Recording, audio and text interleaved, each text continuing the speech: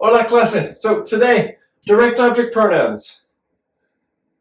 A lot of pronouns. So this is the introduction. There's going to be a lot of direct object pronoun videos and then indirect object pronouns as well. So subject pronouns, reflexive pronouns, direct object pronouns.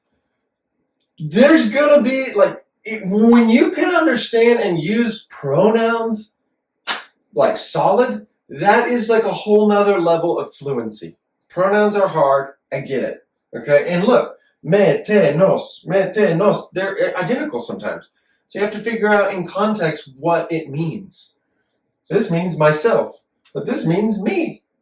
Okay, so subject pronouns do the action of the verb, and we'll get there.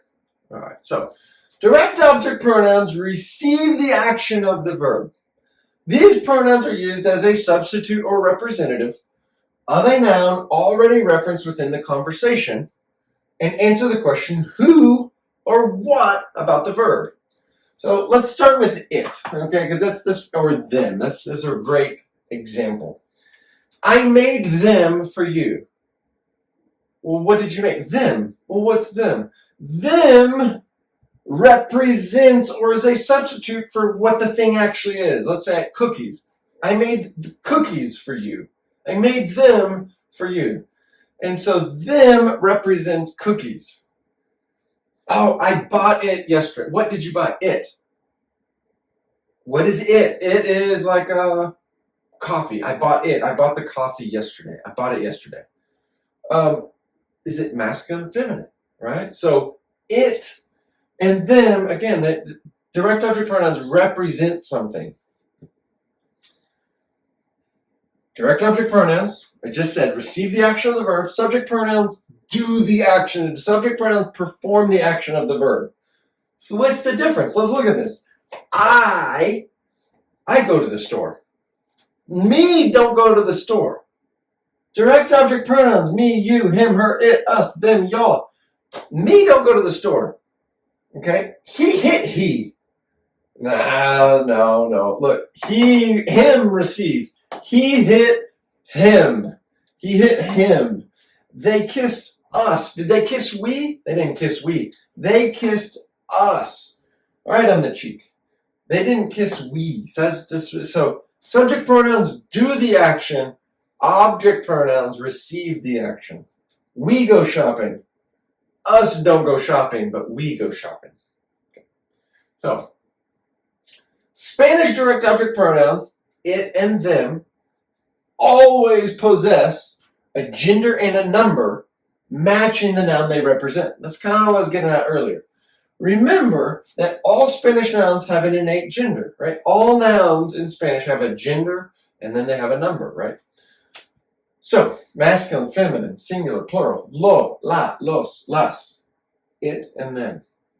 And this also looks like the definite article, or these look like definite articles as well. So it's tricky. Pronouns are tricky. So, in these examples, let's look. I want to buy it. What do I want to buy? Oh, the pizza. I want to buy it. I'll buy it for the table. The pizza. La. Yo la quiero comprar. La represents pizza. And because pizza is feminine and singular, we use la. She bought them yesterday. What's them? She bought the candies. Las dulces. Ella las compró ayer. She bought them yesterday. I ordered it. What's it? El pollo. I order it every time. This chicken is the best. It is the best. Yo lo pido cada vez. I order it every time. You need to wear them. What's them? Los guantes. Gloves. It's so cold outside. You need to wear the gloves. Tú los. I'm so sorry. This should be los. Tú los necesitas llevar. Los. Because los is guantes and it's plural and it's masculine. Los guantes. Tú los necesitas llevar. All right. So, what do we have? As a rule, here's the rule. DOPs, direct object pronouns, are placed before the conjugated verb within a sentence. Conjugated. Remember, that's a key word. Conjugated, because there's an exception coming on the next slide. Yo la besé. I kissed. Who did I kiss? I kissed her. Él me pegó. He hit. Who did he hit? He hit me. Yo los quiero. I want. What do I want? I want them. I want them bad. I want them new shoes. They look good. Nosotros las usamos cada día. We use, nosotros usamos, what do we use? Them. We use them every day. So notice, the direct object pronoun always goes before the conjugated verb. Exception to the rule, DOPs can also be placed to the end or attached, can be attached to the end of an infinitive, a progressive, right? So like I am trying to teach you, at the end of a command, or to the end of a complex verb structure. So, well, check this out. Yo lo quiero beber. I want to drink. What do I want to drink? It. Remember, there's two verbs. Here, the first verb is two adjacent verbs. The first verb is always conjugated. The second verb is always left in the infinitive. Yo quiero beberlo. I want to drink it. It's attached. It's one word. It's beberlo. Okay. Ellos las tienen que comprar. Notice this is a verb structure. Tienen que comprar. Tener plus que plus infinitive. Ellos tienen que comprarlas. Ellos las tienen que comprar. Ellos tienen que comprarlas. They have to buy them. They have to buy. It's the same in English, but in Spanish you get two options. Yo la voy a invitar. I'm going to invite her. Ir plus a plus infinitive, verb structure, right? Yo voy a invitarla. Invitarla, attached to the end of an infinitive. Ella los está tomando. She is taking them. Ella está tomándolos. Los apuntes. She's taking the notes. She's taking them. Los apuntes.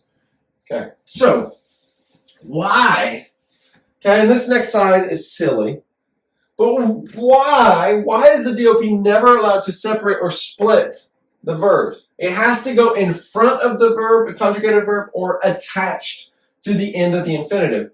This is why. So anytime you have verbs that are next to each other, a verb structure, they fall in love. Serious. They fall in love, kids, create a nice life together.